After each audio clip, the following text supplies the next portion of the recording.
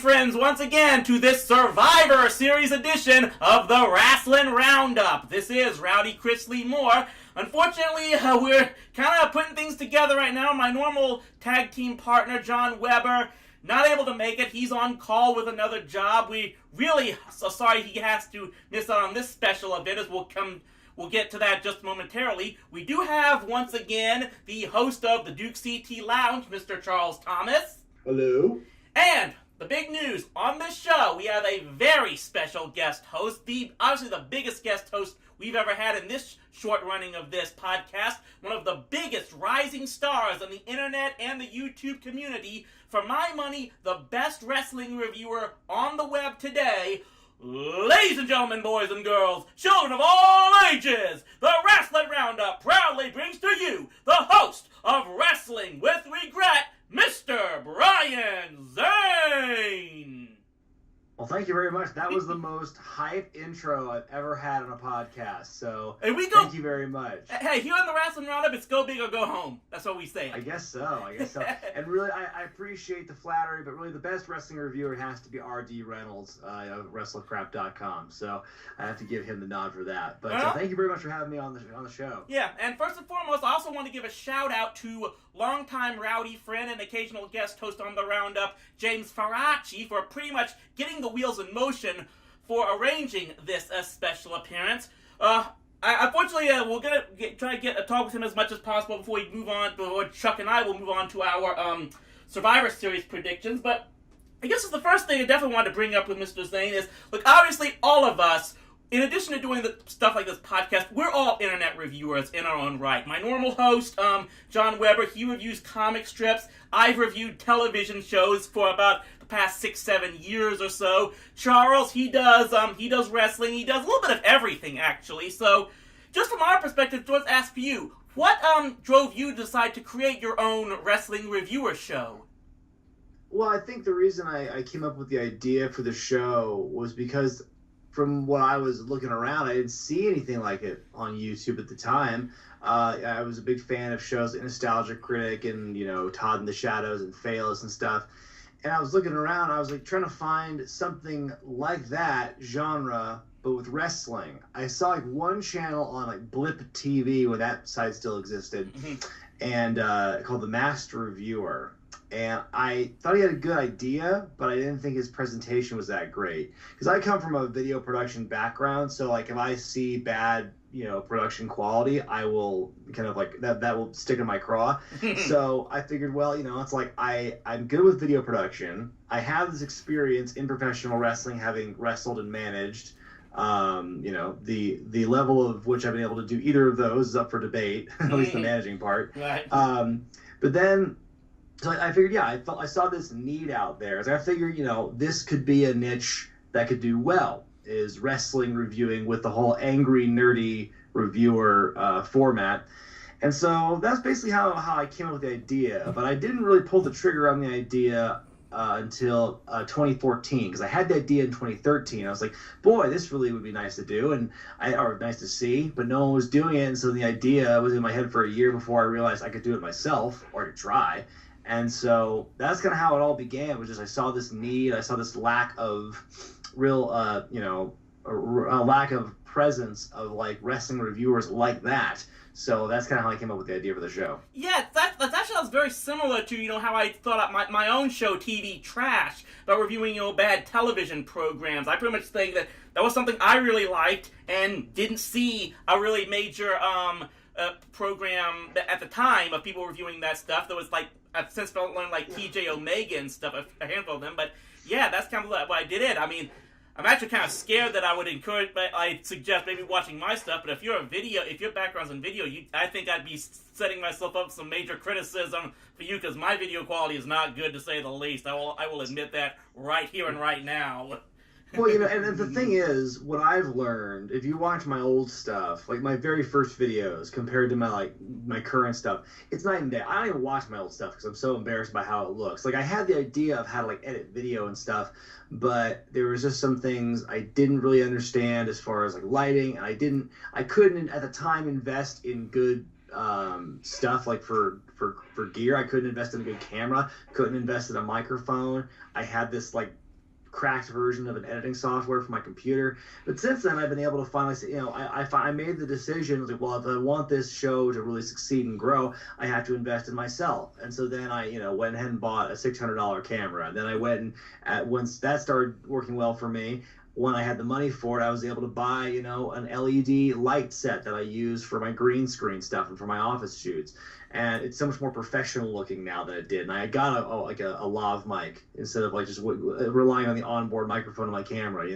It's about, patience and investing in oneself and being consistent that I think makes content creators, podcasters, YouTubers, whatever, makes them better in the long run. Yeah, absolutely. I think there's probably a lot of online producers that pretty much have gone through that exact same process, like from the very beginning. I definitely could say the same thing about myself as well, and probably my partner Duke here as well, right? Oh yeah. And by the way, I'm being quiet because I usually would take over right now, but since this is a bigger guest here, so I'm trying to limit my speaking because I usually take over the show. Well, yeah, definitely. If you have any questions for Brian, we definitely want to hear them. But I guess my thing is, when exactly did you, Mr. Zane, get into wrestling yourself? Because I'm going to admit myself right here, I'm still a relative. I wouldn't call myself a new, but very young, relatively speaking, as a wrestling fan. I didn't get into it until 2002. I was 20-something years old, 23 years old already at that time. I'd watched other sports for a long time before that, so I kind of... So when exactly did you get involved in wrestling yourself?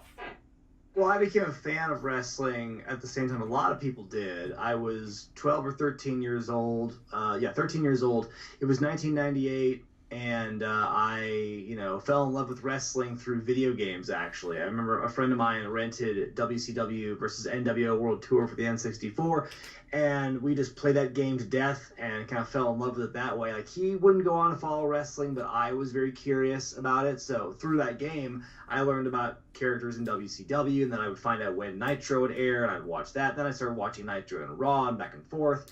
So that's kind of how it all began for me, was during that boom period of the late 90s. It was kind of how I got into it. And then by the time I got in college, I was a freshman in college when I started training to wrestle. It was in 2003 with Playboy Buddy Rose and Colonel LeBeers.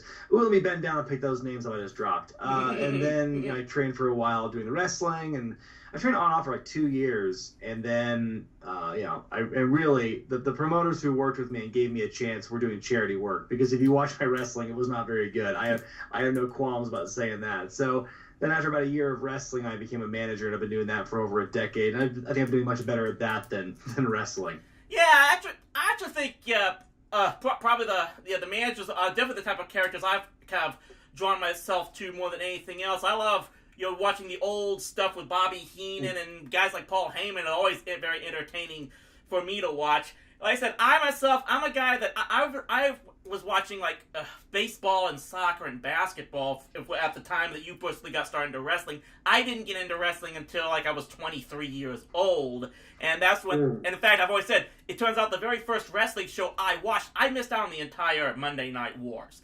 The first wrestling show I watched was actually the very first SmackDown under the WWE title. So that's how shows how inexperienced I am, to be perfectly honest. Well, I feel like I'm the old one here because I've been watching wrestling since I was a little kid. My dad took me to see a house show, a WWF house show, when I saw Hulk Hogan when I was 3 years old. And I somewhat continued watching when Raw came around. I only watched 1 hour Raw. This was back in 92 and 93. And that was my first time watching these guys and everything wrestling. And then I switched over to Nitro in 96, 97, and it's just was back and forth during the Monday Night Wars. And I just basically was in WCW's camp for 97, 98, until they went, stupid. And then I just went to WWF around late 1999 and 2000. Never switched back since. Mm-hmm. Looks like I missed. Well, then again, if I did switch a couple occasions, and I saw Booker T. I was like, I like Booker T. Then he was dressed up as G.I. Bro for something. Why is he dressed up like a G.I. Joe? Yeah. And I just, it just was weird. And then the whole David Arquette situation with him winning the title, I was like, what? And I turned that, and I just, stopped watching things. See, I'm one of those weird people who's like the only one in my family who cares even remotely about wrestling. My family does not share the same passion I do. There's no one anywhere, even in my extended family, to my knowledge, that follows wrestling at all, much less the level at which I do. So it was always tough growing up and being the only person in your house who cared about wrestling.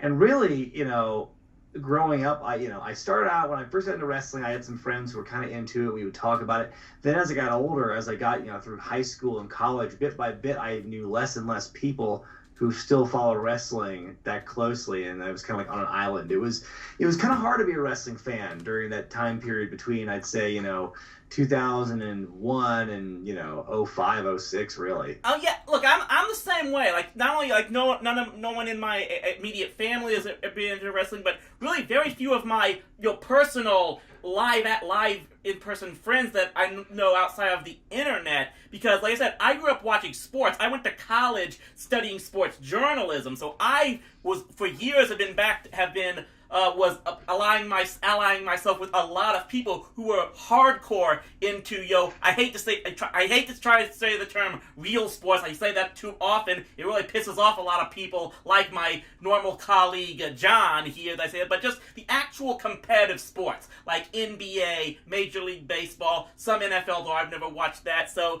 that's kind of me. I know I have a number of friends that wonder why I'm into it, but I got into it because I'm also a theater person. I have a lot of background in stage acting, and when I first saw that SmackDown, and I saw that it was a mixture of both sports and drama, that's why I started to say, oh, okay, now I kind of get it. Now I kind of see what's the draw into it. And that's why I've always been into the form of wrestling that has very colorful and over-the-top characters in it. More than, and this is why I get a lot of people, I get battle with a lot of my other fellow wrestling fans now, because I prefer the over-the-top characters over maybe the guys who are the best technical performers. I agree with you. Yeah. Sorry. I'll let you say your thing first. Oh, well, you're the guest, so go ahead. Thank you.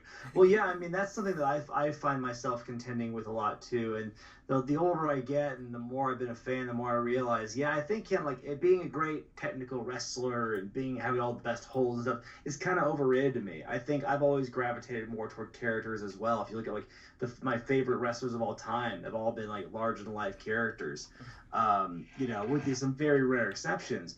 But I'm always more of a character guy because those get my attention a lot better than someone who knows all of these obscure holds and joint manipulation. So if you plop me in front of a TV and show me a match with two wrestlers I've never heard of who are great wrestlers, if I don't know why they're fighting or who they are, I fall asleep. Yeah. But if they captivate me with their characters and their shtick, then I'm more interested.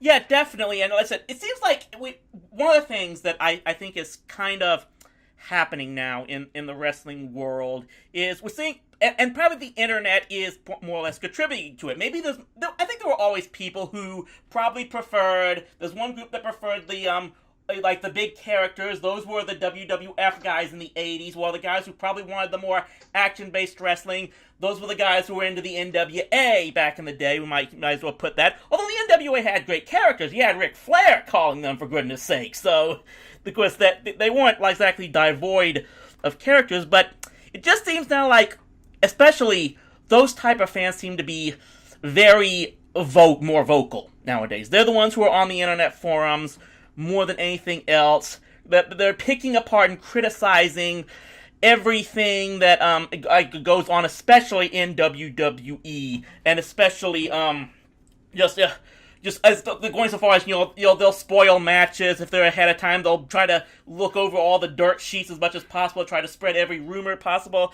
How do you think that's more or less affected not just the state of wrestling itself, but being a wrestling fan yourself? Well, I think the thing with fandom being as vocal as it is, I think there's so many. Okay, obviously the internet helps give everyone a voice, but then I think you've got the fact that there's so many different sects of wrestling fandom. There's people who like WWE. There's people who like New Japan. There's people who like Ring of Honor. And there's people who like, the goofy, weird costume wrestling like Kaiju Big Battle or Hood Slam or something like that. And everyone's got their different niches that they really hold dear. And the way they devote themselves to it, they take it very personally. So if someone is like not a fan, or worse still, openly attacking things that you follow, I think it makes people more vocal, more angry. They want people to know, hey, it's like you're in the wrong here. This wrestling is awesome, or it's like you're a sheep if you like WWE. I think people are just, they're opinionated because I think the internet has given them a voice to voice their opinions. It's kind of a double-edged sword because the internet has been a great tool for wrestling over the last 10 years or so. Just the last 5 years, the way wrestling has been seen online now is more accessible now than it's ever been before. But yeah, it's a give and take with that, because you've got that, but you also have these wrestling fans who have very strong opinions on things, and they want to let you know. So the wrestling fans are kind of, it's the best of times and the worst of times. Oh yes, I agree. I'm sorry to step on you, because did you see that little post that was yesterday about that one Roman Reigns fan? Yeah, I think it's a troll. I hope it is, but whatever it is, I don't know anymore. You can never really tell if it's satire or not. People are like, oh, it's satire, but I feel that satire has to be funny to be considered satire. Yeah. I didn't think it was that funny, because I definitely have a gripe with, and this is just my personal thing, you can agree with me or not, but I definitely have a gripe with just fans who act very entitled about the shows, where it's like, well, I paid a ticket, I can do whatever I want. Like, but at the same time, there's still some level of respect and decorum that you're owed to the wrestlers. Like, there's ways you can vent your frustrations about different people, and I think you have a right to do that. But when you're like, we're going to throw stuff at them, and we're going to, like, tell kids they're dumb for being fans of Roman Reigns, I think you're taking it a little too far, and you've gone past the point of satire. You're just being a dick, really. Oh, yeah. It goes from there's a difference between it's like there's a difference between you trying to have fun at an event yourself and actually trying to take away from everyone else's fun just because they might not agree with your views. So it's just I look at this and I'm like, man, these people just don't want fun, and I just the anti-Roman stuff and. And you look at some of these, you see what's going on with all this stuff. I'm just sitting here, I'm like, nothing is going to make them happy. And I'm always wondering, I want to hear your stuff, Brian, is about this, is that it's basically the problem is that the writing and the stuff around the WWE, that's the thing. And yet, I will agree to that, but then they have someone like Bray Wyatt, who has been misused, who has been completely, this year alone, you look at his character alone this year, you're like, why is he to be feared again? Why should he be looked upon as something feared, as someone just laughing at him? Especially the whole House of Horror match, which I mean, and everything. And then you have the Sister Abigail thing, which I just like, yeah, I'm done with this character. But hey, I was open to Sister Abigail. I'll say, well, I mean, you really kind of covered it, because I think the in-ring product, the actual wrestling, is probably the best it's ever been in WWE. But yeah, it all comes down to character, and it comes down to writing. Nobody wants to be a character anymore. Everyone wants to be just like, I'm a regular dude, no gimmicks needed, it's just me. But like, when everyone's like that, if nobody is, it's like nobody is special. You don't have a reason to really watch anybody. If everyone acts the same, if everyone's just a muted character, like a normal person, it's not that fun to watch. We come to watch wrestling because the characters are larger than life and are just these out there characters. They're memorable that way. Yeah. I think that 20 years from now, half the people who are wrestling today in the company you're not going to remember because they're pretty bland. I think like really the mid 2000s is kind of a graveyard of characters, or lack thereof, I should say. I mean, there's a whole bunch of people I don't even remember having worked for the company. I mean, I mean, that's why I love Lucha Underground. Yeah, every character, every thing like that, it's like, sure, it would go a little far into the violence and such, and I can agree with that, but it's like every person on that show matters. Every person, every character, man, woman, or whatever have a purpose. They have a reason to be there. Yeah, When's the last time you said that for Monday Night Raw? Yeah. Yeah. You're taking words right out of my mouth, have to admit, Mr. Zane, because I've tried really done some soul searching real life over the past few months or so as to ask, what do I want to see in wrestling that makes it enjoyable? And I think wrestling at its best when it's doing one of two things. One, trying to play out like a live-action version of an action cartoon with its over-the-top characters, and or if it's lampooning and parodying actual mainstream sports, which I can enjoy even as a sports fan. And just either one that's doing it, it's like, right now, it seems like there's just a growing movement, because they're trying to cater to a fan base that wants to make the product look as authentic as possible. And I've said this, and to the chagrin of a number of other wrestling fans, that if you're gonna watch professional wrestling that just is made to look as much like a real sport as possible, why don't you just watch real sport? Because like I said, even I'll admit, the manufactured drama of a guy finally winning, as much as I enjoyed seeing Daniel Bryan win at WrestleMania 30, I can tell you personally, it still can't compare to when I got to watch my Dallas Mavericks win the NBA championship that no one expected them to win in 2011. I mean, it just can't compare. So if you're not trying to do it for campy comedy or drama, I just can't get into it that much. But I will get to the main question of you is, if you want to take a look at the current state, especially of WWE, how would you think what do you think is their strengths, their current weaknesses, and what do you think they should probably do in order to improve their product? Well, like I said, I think the in-ring talent is really good. The style of wrestling they have, I think, it's a great hybrid of some of the fun stuff, but also they have, the very high-impact, captivating stuff you see today in the best indie feds you'll see. So I don't think they really have a problem with their wrestling style. I do think maybe their schedule could be tuned down a notch, because I think the style they have right now isn't good for the schedule they run. I think they work too many dates. That style is too hard-hitting. It's too high impact, and that's going to cause bodies to break down a lot faster.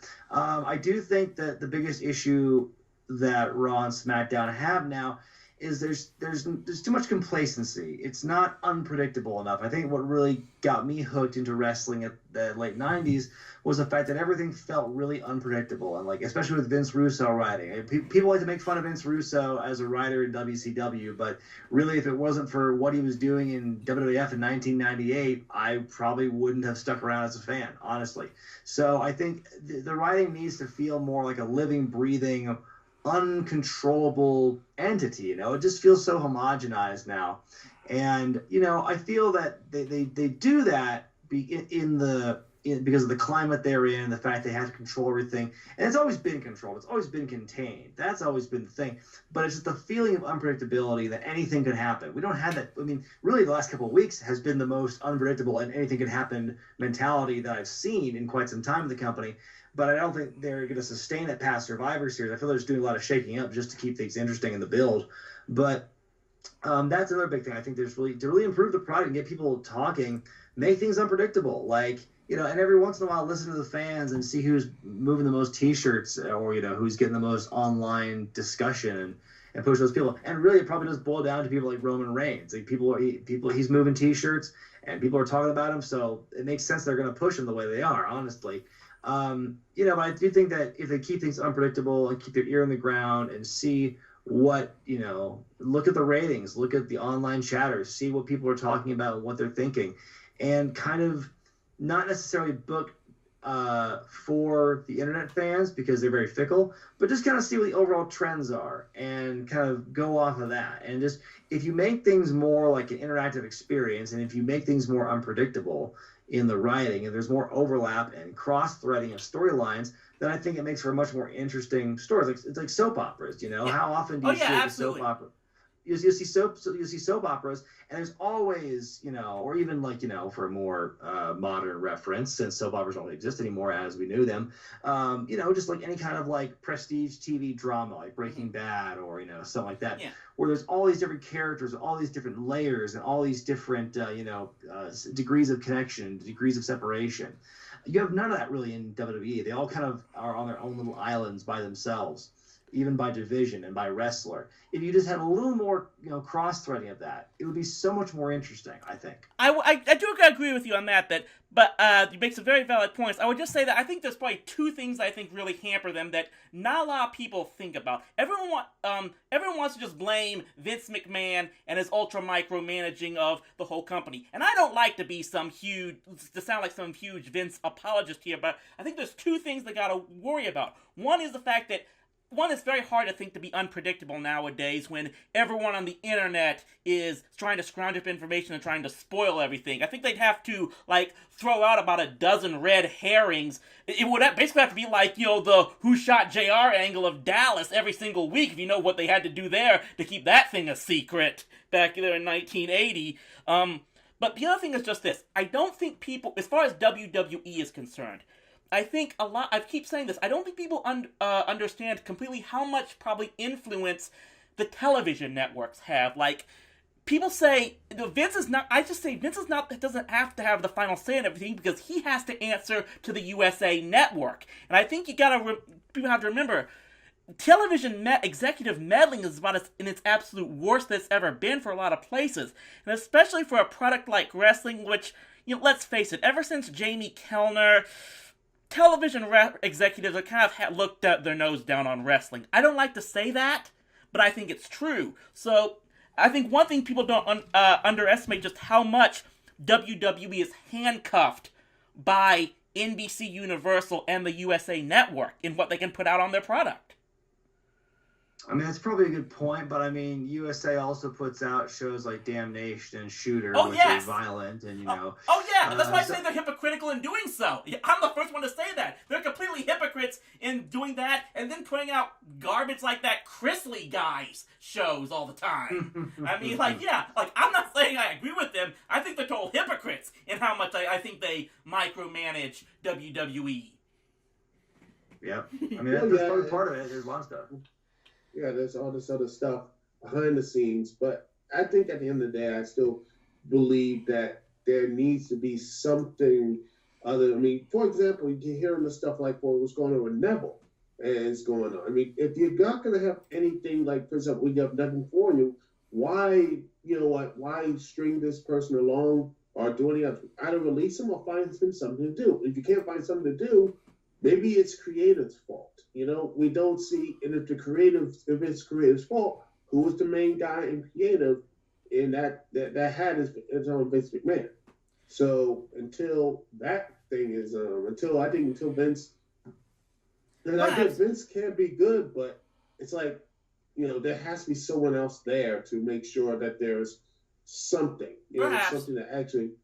The good thing is, I think it looks like they finally settled their issues with Neville, and he'll be back on WWE TV very soon.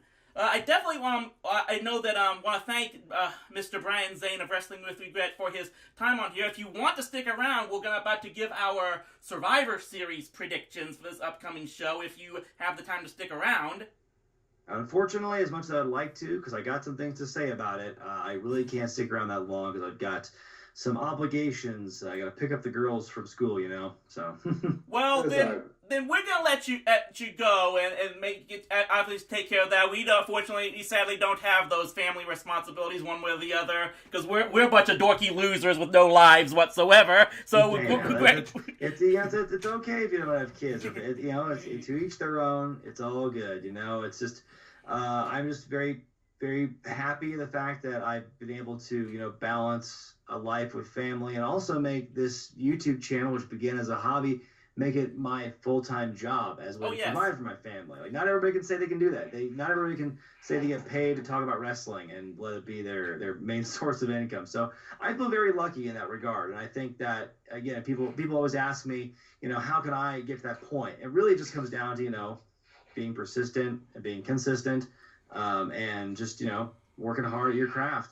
And for anyone out there who's listening to that, if you haven't checked out Mr. Zane's show, Wrestling With Wregret, that's regret with a third W in it. Of course, you can just Google search Wrestling With Wregret on YouTube and probably find out all of his shows. But I know I'm definitely looking forward to what's coming up next. I wonder if you're ever going to be covering something like, I think it was the infamous Super Clash 3 show from the AWA in 1998, which for my money might be the worst debacle in wrestling history. That would just be a request I'd put out there for you.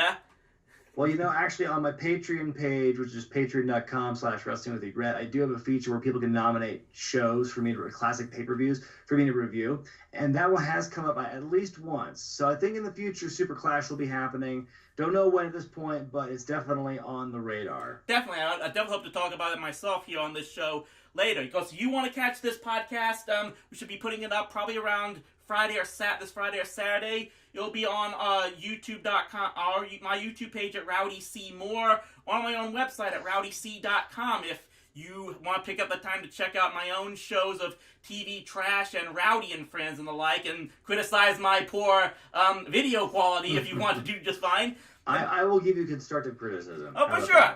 Always open to that. And of course, my friend Charles Thomas probably catch the DukeCT, his DukeCT Lounge show whenever possible. If so, I definitely want to promote his stuff as well.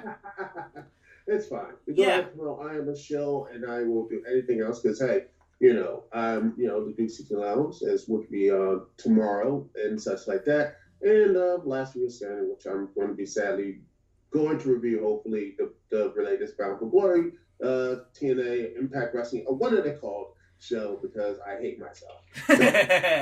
Yeah. Well, definitely. We definitely want to say, Mr. Brian Zane, this has been an absolute honor to have you on this show, and hopefully, if there's any chance we could probably have you back on again, we would definitely consider it an honor once more. Well, thank you very much for having me, guys. Well, thank you much, and very much take care. We look forward to what's coming up in the future of Wrestling With Regret. And that is Mr. Brian Zane of Wrestling With Regret. Was very much a great honor to have him on the show, Charles, I must say. We're a very nice guy. I was very surprised to find out how much of his opinions we seem to align perfectly with, to be perfectly honest.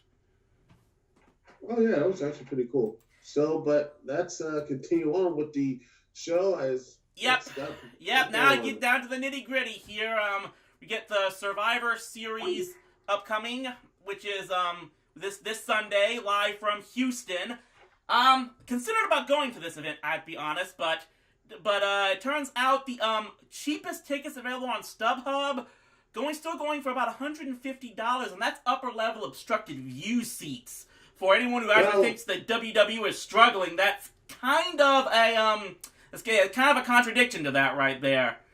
I heard someone people say one of the big four. Yeah, one of the big four pay-per-views. It has a lot of nostalgia and such. It's not like I said, it's not like, for example, what's going on with Impact Wrestling right now, which they have to basically beg people so much they have to pay people to go to their event. But I'll get to that. I will say that. Yeah, I will say this. I'm not going to Survivor Series. I did take up the advice of our friend Jared Rosenfeld. I am going to NXT War Games that Saturday. So it will be kind of an event for me where I'll be going down there for that event and then trying to rush back up home here to Fort Worth to catch Survivor Series itself. So let's get to these matches we're talking about. Of course, it's, as they like to say about a couple dozen times every show, it's the one time a year where SmackDown and Raw go head-to-head. And unfortunately, first off, what I've got here, the first match won't be one of those. It's actually going to be the Cruiserweight Championship match. Enzo Amore defending against Kalisto. And I gotta admit, since I don't follow 205 Live that much, I'm trying to remember, how much does the title bounce back and forth between these guys again? Once, twice, and this is the third match. And quite honestly, I just don't care. I just don't really care about the cruise. It's a kickoff show. The kickoff match, which is, to me, if it's not on, that's my policy. If it's not on the main show, it doesn't matter. That's my thing. It just doesn't matter. And sadly, the cruiser, we'll say Enzo Amore is making the cruiserweights great again. He's putting on main shows, and now they're on the kickoff show. Yeah. So, yeah. Well, I will say if this was a Ranger Raw pay-per-view event, maybe it might not be on the kickoff show, but I'm just gonna flip a coin here and say Enzo defends successfully in this show. Yeah, and we'll continue on with another heel winning a championship. I mean, continue this. The last time a babyface actually had a significant run with the Cruiserweight Championship was TJP. That was after he won the Cruiserweight Open, Cruiserweight Classic. And it's been nothing but heels, some babyface, maybe Rich Swann, like for a month, and then Neville holding that title for longer than almost until what? Until when Tozawa won it for a week, and then after that he continued to win it. Won it back Neville, then he lost to the Enzo, who was a babyface, then he turned heel, and I'm like, until they had a strong one with a babyface holding a championship, Cruiserweight title, I think that title is just lost. Perhaps. That's right. Well, meanwhile, let's move on to, the first, at least, champion versus champion match that I can think of here. We have the Intercontinental Champion, The Miz, versus the United States Champion, Baron Corbin. Got a feeling you're not really looking forward to this if it's a heel versus heel matchup. Honestly, I don't think it's going to be a good match because I don't think these two guys' style will mesh. I think the Miz, they're like, they're promoting this and they're doing some great stuff in it. I'm like, if it's so good, why not put it on the main show where majority of people have been watching? All you're doing is just trying to showcase to that small base that is going to, they're going to watch it. Regardless, you want to get the ring seats, you have to people care about this. The Intercontinental title, United States Championship match. If you're not going to care about it, at this point, it just to me is a throwaway. And people say, Miz is going to be the longest Intercontinental champion. I'm like, who cares? I know people love the Miz, and they love some people care about Baron Corbin or whatever. But to me, the Miz is just, I'm like, can you find something new? I'm tired of him. He's boring to me. He can do a nice promo, but when he gets to the ring, he's not that engaging or good. And Baron Corbin, well, they just have this stop and push thing with him. So I don't know what they're gonna do. I have Miz winning, but I don't care. I just don't care. I share the agreement, at least at first. I think the Miz will probably win. I think this will be a make or break match for me as far as I think how much they really think Baron Corbin is going to go with this title. I think if they've got the Miz winning this match, then you're probably going to have Corbin dropping the title to someone very soon. What I think would be my estimation, but I still admit I still find the Miz entertaining. So part of me would like to see him win. Wait and see where that goes. Let's take a look at we actually got one of two SmackDown versus Raw tag team matches here. We've got. Now, for a flip side, we've got basically the two most over tag teams going up head-to-head, The Shield versus The New Day. Oh, yes. This match right here. I want to like this match, but it just to me, I'm just like, The Shield and New Day. I want to like it, but just like there's no real meat and stakes to it. It's just like these two are just together because they need a match and they need to do something because it feels like to me they built up because it was felt like it was filler. And I want this match to have meaning because at the end of the day, there's no real meaning for this match. I think it's going to be a really fun and exciting match, but I don't think it's going to have any meaning to it. So I think the Shield will win, or not the New Day. Which team is going to have more of a momentum? What they're going to do later? I think it's going to That's what I see. The Shield wins, and the New Day will continue on. And I'll say this. I want something.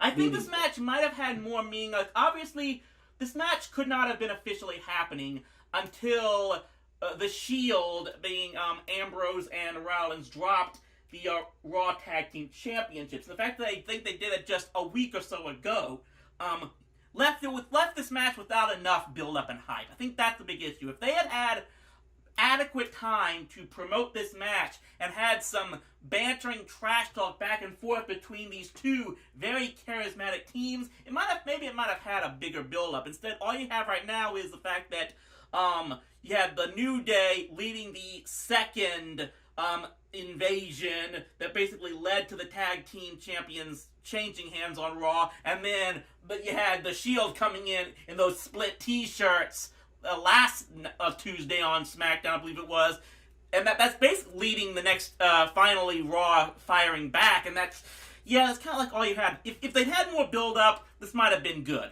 Instead, they're gonna have to have just all the entertainment in the match itself sell it. I'm gonna go with the Shield on this one and just say they're probably gonna find a way to win this, because the new. If we'll say one thing about the New Day, they're very good at putting people over more often than not. So I do think because we didn't get the Shield reunion back at TLC, definitely I'm actually picking the Shield to win this match with everyone wanting to see. Meanwhile, like I mentioned how, of course, the titles changed hands with the tag teams on Raw, and that means the tag team champion versus champion match is the Bar of Sheamus and Cesaro versus the Usos. Well, two villain teams teaming up, teams fighting. It's, again, the same problem we have against, you look at what's going on. You see one of the main problems with the two main championship matches, and it was going to be this for the women's title match as well, is that you have like two heel teams, two villain teams fighting against each other. Well, so I will say this. I like think the Usos are kind of a tweener team, because I think they definitely have their fan base, and the fact that the New Day basically put them over. I mean, in a promo, giving them their respect in their final match and stuff. I mean, if they haven't had an official face turn yet for the Usos, it's pretty close. At least close enough to. I think that they're kind of a halfway team as far as between heel or babyface. I think they would almost definitely be the faces, de facto faces in this matchup. To be perfectly honest, and that's why I'm actually going to pick the Usos to take this match. I see the Usos winning as well to get their revenge from the last year, because I think Usos, they are trying to build themselves up to face against Shelton Benjamin and Chad Gable, that team that I just don't care about at all. But hey, you know what? Cesaro, Sheamus will have another run with the silver pennies, or dimes, or whatever they call the belts. But overall, I think the match would be fun, but I think the Usos will win. So let's move on next to the women's champion versus champion match. It said, thanks to the Queen taking back her throne this past Tuesday night on SmackDown, it is now Alexa Bliss versus Charlotte Flair. And yeah, this is... If I thought that... I'm just going to admit this. If I thought that Alexa versus Mickey was a dream fantasy match of mine... They kind of raised the stakes with this one. I mean, this is... Oh, yes. This is absolutely... This is... Like, I want to make... I will not confirm or deny I ever had any dreams in my sleep regarding this match whatsoever. I will neither confirm or deny those accusations.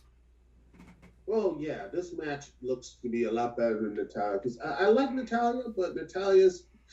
She had a bit of a slower step for the past... Yeah, She had a nice run. I think she should have got the title like 2 or 3 years ago, but now I think she's, I don't know. Just me, her match is not clicking. And Charlotte winning that match was so emotional. Then seeing Ric Flair, her dad, come down, which was amazing. Loving seeing Ric Flair, which, by the way, if you haven't seen the documentary, the 30 for 30 for Flair, I want to. You should. It is great. I hopefully will see it as soon as I can. Definitely, for certain.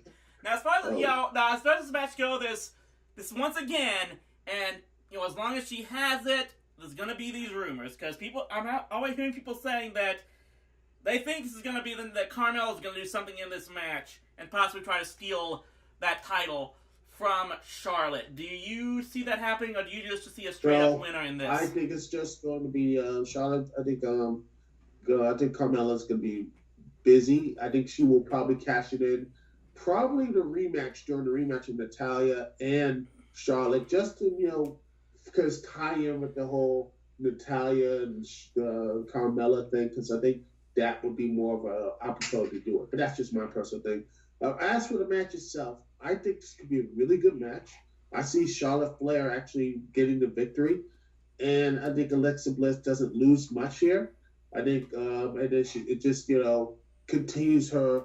Or I could see Alexa Bliss winning, and have her, try to build herself up for, say, when Asuka comes in.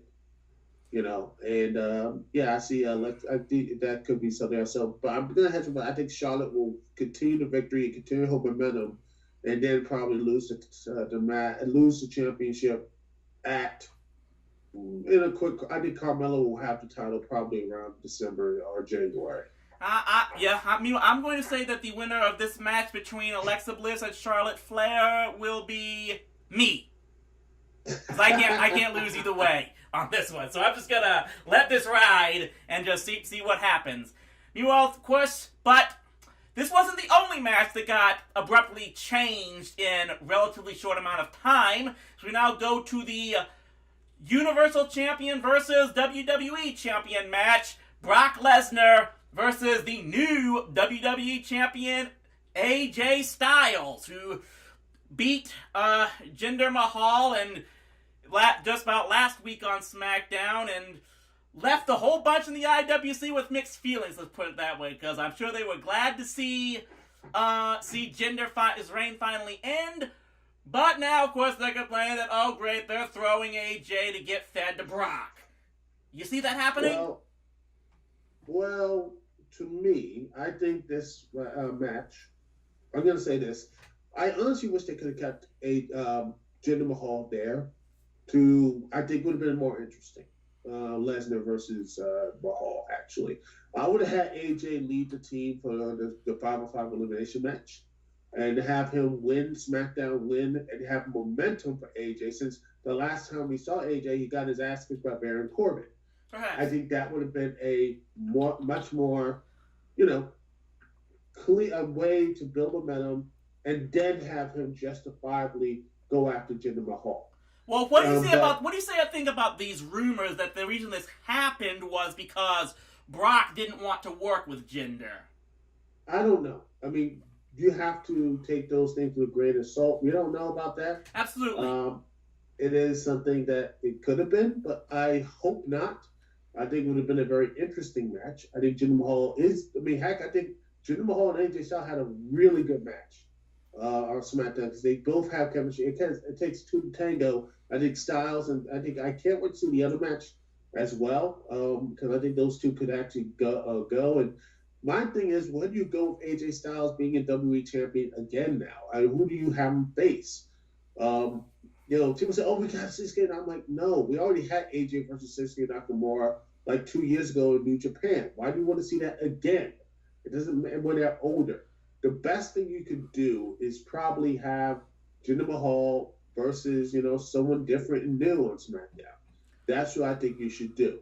Personally, I know he's old and everything else. Maybe it Bobby Roode to keep, give him a championship opportunity and have him win and hold the title for a while, and then maybe WrestleMania face someone like that. But that's my personal thing. But to me, the way Jinder Mahal was unceremoniously beaten, it just seems like they were just doing this rush job. And I think it's more of an interesting story to have Lesnar faces, Mahal. Because, hey, he offered the challenge first. He offered the one he said he wanted to take the beast. That, to me, shows a little bit of courage and interesting stuff there for Jinder Mahal. It would have been interesting. And with AJ Styles, it's going to be a good match. But, again, it just seems like it's just a lot of rush. And perhaps. That's just, yeah. Yeah, perhaps. I think it was perhaps... Maybe it was perhaps because of Brock's ultimatum. Maybe it's because they wanted to get in another heel versus face straight up match in this one. I mean, I'm gonna just roll the dice here and think that they might find a way to have AJ win this thing. Wait and see on that. I mean, I could be completely wrong here, and that Brock will retain. This is, at the very least, I will say personally, AJ winning got me a little more interested in this match. And it's just the fact that we didn't get as much time now to promote these two going back and forth in promos is about the only disappointing thing here. So and I do like the fact it is a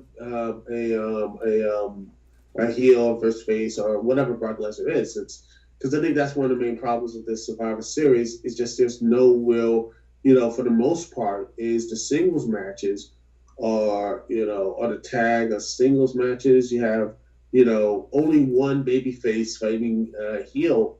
Other than that, it's just like it's just to me frustrating to see that.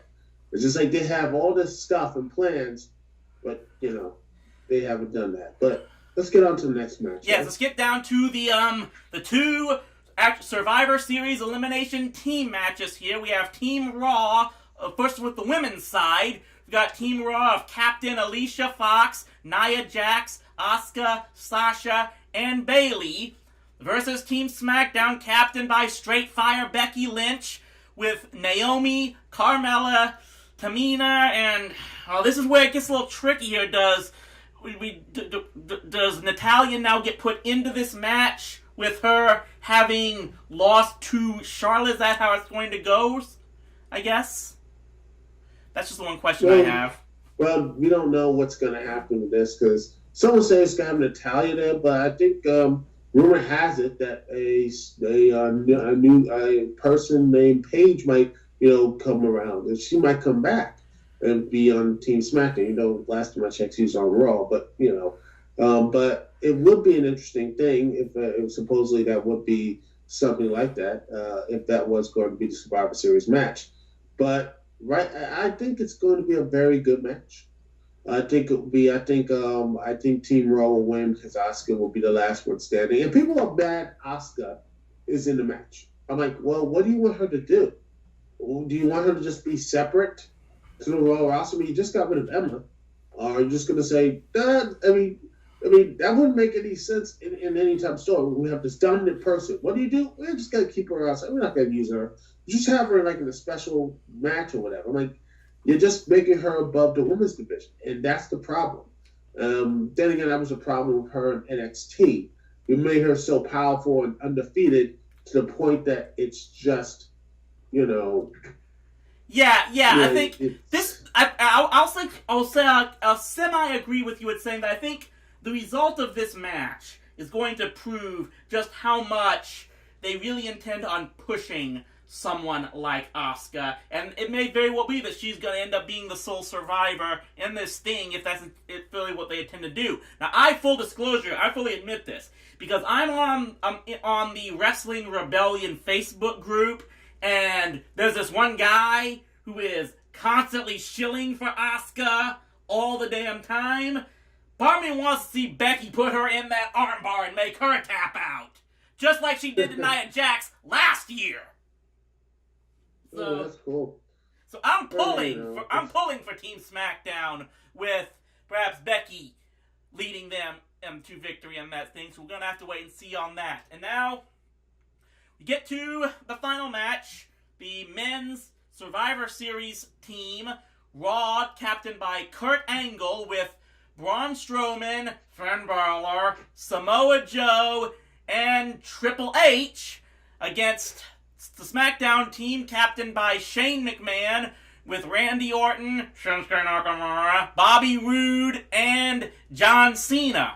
With the apparently Survivor old ass teams. Well, I'll get into that, but I get into that in a moment. But obviously, let's bring forth the stipulation that supposedly Kurt Angle needs to win this team, have his team win this to retain his job as the general manager of SmackDown of Raw.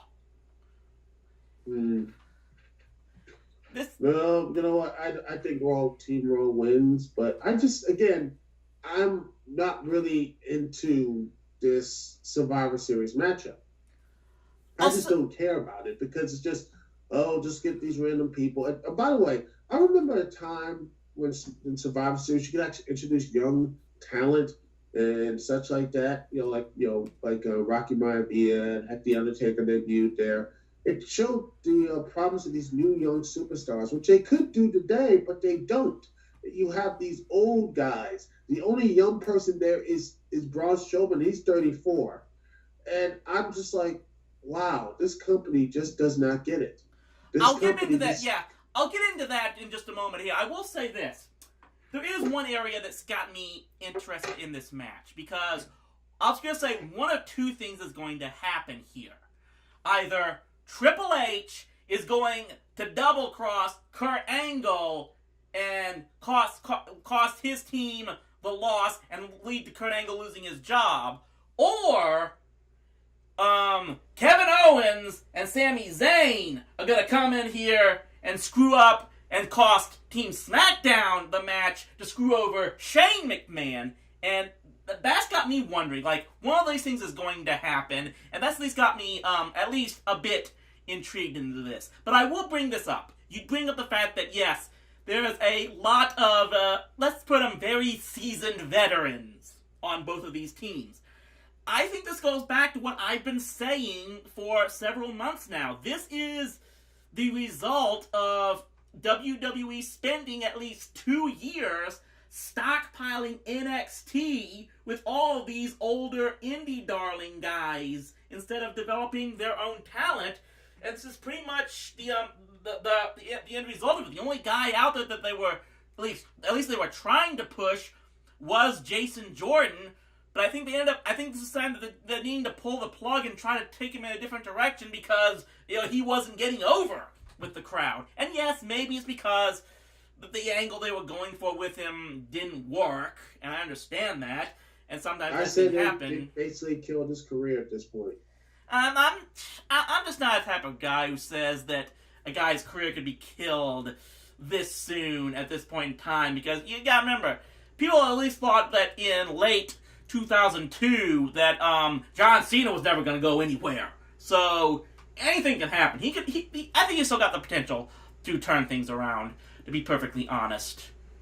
But well, it's going to take a long while, but it's just when you have something like, you see Jason Jordan, who just I did see the segment, and I'm like, it's just when a crowd is just unnecessary booing them, and I'm like, and I made a full post on Facebook about this, yeah, and I said this, I'm like, wait, you guys will go so hard on Jason Jordan, but yet you will cheer on Bray Wyatt. Oh yeah, Bray Wyatt, who has been completely and utterly, just like, oh my gosh, just who has so much failure in that, that sort of thing. But it's frustrating that people will give him multiple chances. Multiple chances to for one person. Yet Jason Jordan, who has done absolutely okay, he may have been in a bad storyline, but it's not his fault. I mean, they will boo and say, yes, Jason Jordan's done, and it's like trying to get back at W Creative. And yet these same people will blame everything else. Yet they were cheering. They were like, yeah, Triple H pedigree, this is awesome. Like, this is the same dude who's buried multiple talents in the past. Y'all love him. I'm like, that's why I can't take y'all seriously. Yeah, absolutely. It goes back to that whole hypocrisy that I keep talking about regarding the wrestling fan base.